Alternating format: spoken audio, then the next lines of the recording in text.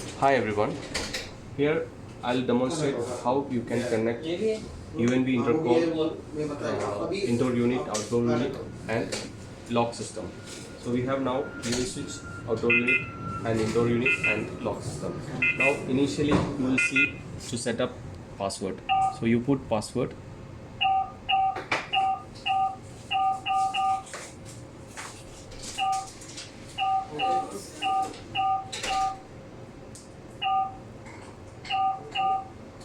But I am now skipping. Then next, then put on obtain automatically, switch on this, and then next you can either connect Wi-Fi or later. Now I am skipping. Then next, then first you select the time zone. This is Abu Dhabi. Yeah, flag.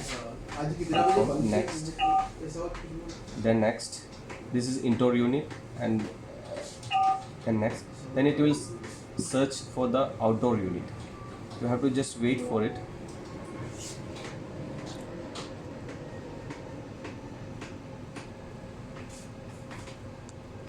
So now it's already searched and it found. So click that one and then click press button.